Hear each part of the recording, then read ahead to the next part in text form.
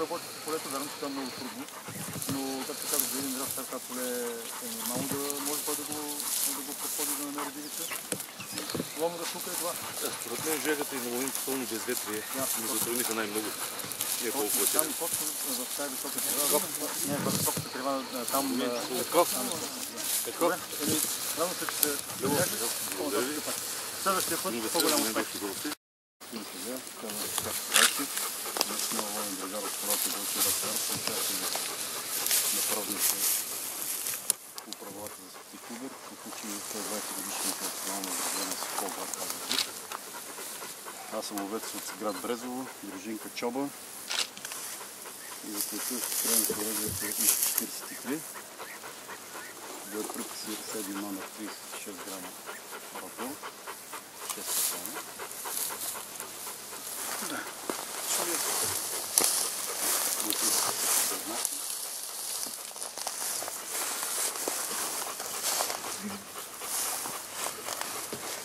Как се казва кучето?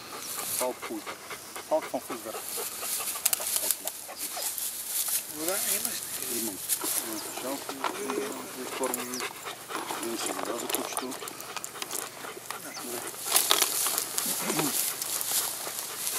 Сега тук в тази част на полето ще трябва да има още 3 фазана. До сега от пуснатите 10, 6 хванати или отстреляни, един отлетя, който отлетя в тази посока. Така че по същество, ако сложим и този, би трябвало да има 4.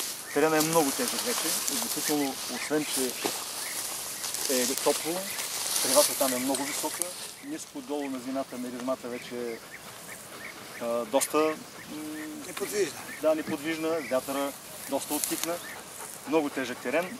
Наистина иска изключително майсторство, както при водене, така и при работа на кучето, но това очакваме да видим. Да. Значи, обръщам внимание на думата на съдията. Изключително обръщам внимание на воденето. Участието на водача в екипна работа с кучето. До сега грешките, които наблюдавахме най-често, това е точно воденето при този тежък терен. Това изисква изключително умение. И от двамата, и от водача, и от кучето.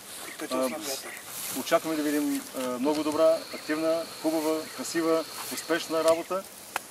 И полето е пред вас. Терена е отделен от тази условна граница, пътя от тази страна до канала, напред границите, докъдето прецените. В момента на пускане на кучето засичаме времето 15 минути.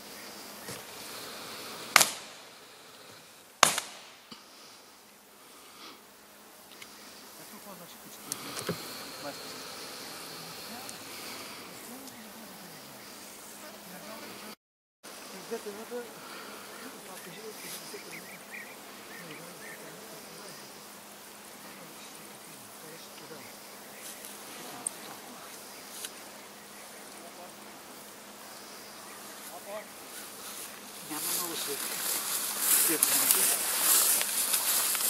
Няма. Защото преди си правят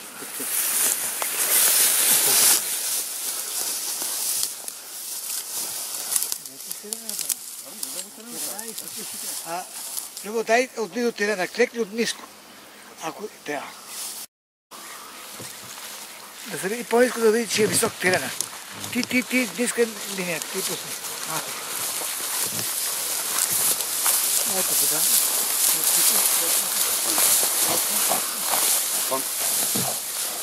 Ти мине пред него, мине ти пред него.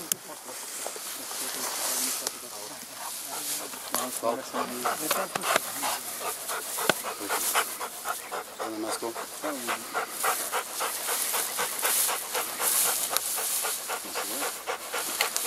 Това страя да казвам.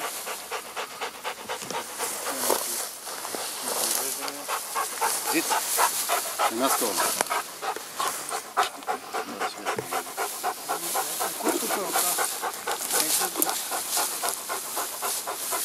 Посред, джаб. Той се знае. Всеки си има своя техника Там и няма нищо по-хубаво от разнообразие. Разнообразието е палки.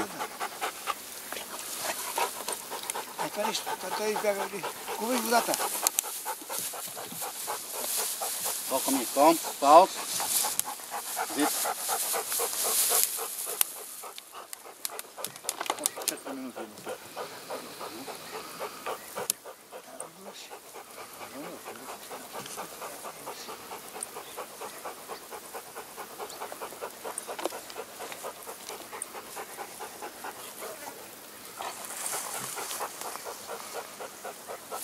Паус. Едното крило, при тази висока трева няма да се скъса, защото делата може да скъса.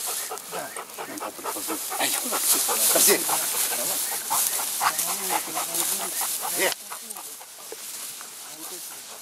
Той се знае.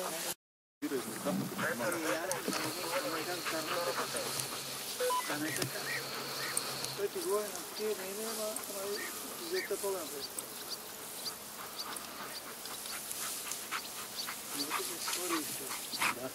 Да, познавам, да изстрелва, но кучето не остана нашата се изстрелва. Това исках да уточня само, защото не го видях.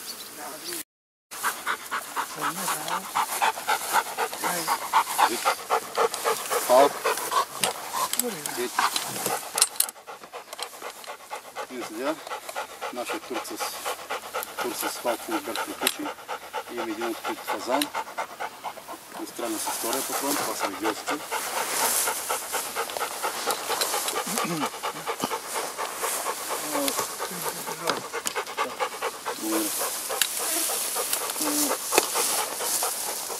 От първата минута до последната минута отлична работа, просто удоволствие да се наблюдава работа между двамата участника в екипа. Умело водене при този изключително тежък терен, както казах, и ти се убеди, че теренът е изключително тежък и за ходене, и за работа на кучето. През цялото време активна работа на кучето, не промени темпото от първата до последната минута, което е много впечатляващо, много дискретно, професионално управление. Този елемент, който може да се каже, че е определен пропуск, това е, че след изстрела кучето тръгне само, а не по команда. Иначе всичко друго беше на изключително ниво, за което доставя удоволствие да бъде гледано и да бъде, предполагам, и снимано. Така че не напразно в много от случаите се коментира, че авторитета и името на Сашо като водач и на кучетата, които подготвя, са на високо ниво. Благодаря за участието. Аз също благодаря. Благодаря на Чунайк. Да си жив и здрав още 100 години, така да наводиш по полетата. Аз благодаря на тия думи за много по-дълго време да гледам твоето развитие. Положително. Твоето положително развитие казахте, ти става звезда в България, трябва да бъдеш много внимателен, да не допускаш грешки, защото копират се и грешките от околните хора. Младите по пътници допускаме грешки. Да. Чучело.